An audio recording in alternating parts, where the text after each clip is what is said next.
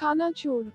दानी को मुताले का नया नया शौक हुआ था, और वो भी जासूसी कहानियों का। दिन भर जासूसी कहानियां पढ़ते पढ़ते वो खुद को भी किसी जासूसी कहानी का हिस्सा लगने लगा था। इसकी पूरा ताजस्सुस निगाहें मुसलसल किसी मिशन की तलाश में रहती थीं, और हर शख्स इसे चलता फिरता केस नजर आता था। स्कूल में स्पोर्ट्स डे की तैयारियों की वजह से बच्चों का सबा का वक्त ग्राउंड में गुजरता था।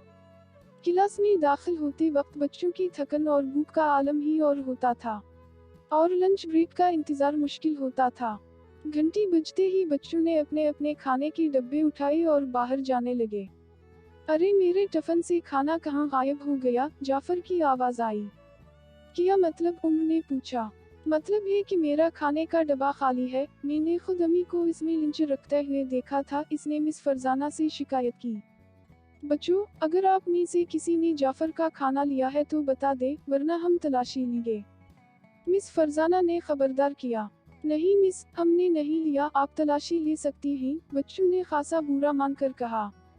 मिस फरजाना ने तमाम बच्चों का लंच चेक किया, मगर वो कहीं होता तो मिलता। बेटा, आप मुझसे पैसा ले लें और कैंटीन से कुछ ले लें। मिस फरजाना ने पेशकश की, लेकिन जाफर ने साफ इनकार कर दिया। दानी ने जाफर को अपना आधा हिस्सा दे दिया।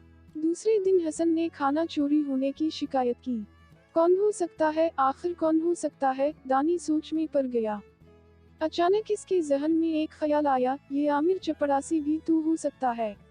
वो सारा वक्त कॉरिडोर में घूमता रहता है। ओह, मुझे पहले ये ख्याल क्यों नहीं आया? ये तो सामने की बात है।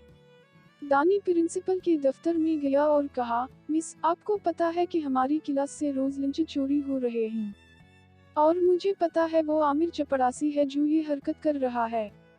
इसकी ड्यूटी हमारे कॉरिडोर में ही होती है, इसके अलावा कोई हो ही नहीं सकता। दानी ने पूरा यकीन लहजे में कहा। मिस आदिला के चेहरे के तासुरात बदल रहे थे। वो बोली, आमिर हमारा 20 साल पुराना मुलाजिम है और आपके वालिद की उम्र का है।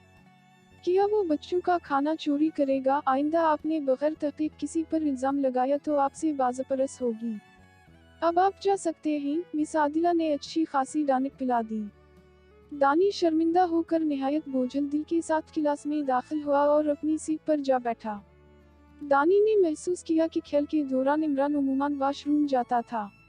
अभी वो कुछ सोच ही रहा था कि फिजिक्स के सर वाजिद ने दानी से इसके होमवर्क का पूछा। सर, मैं कल होमवर्क करना भूल गया था। दानी ने सर खोजाया। दानी, आप स्पोर्ट्स में नहीं जाएंगे, बल्कि लाइब्रेरी में बैठकर अपना काम मुकम्मल करेंगे, सर वाजिद ने दानी को हिदायत की। दानी की तो मन की मुराद बर आई। लाइब्रेरी से वो मुसलसल इमरान की निगरानी कर सकता था। जैसे ही इमरान ने वॉशरूम के बहाने क्लास की तरफ कदम बढ़ाए, दानी ने भी फौरन क्लास का रुख किया और देखा कि इमरान असद के बस्ते में से लंच निकालकर खा रहा है। दानी सोचता जा रहा था कि क्या करे, फिर इसने मिस फरजाना से बात करने का फैसला किया। मिस, मुझे पता है कि वो कौन है जो लंच खा रहा है। मैं चाहता हूँ कि आप इसे रंगे हाथों पकड़ें। यार जाफर, आज मेरी अम्मी ने खाने में बहुत जबरदस्त चीज तैयार की है। दूसरे दिन सबा दानी ने इमरान को सुनाने के लिए जोर से कहा, वक्फे में खाऊंगा, उस वक्त ज्यादा भूख लगती है।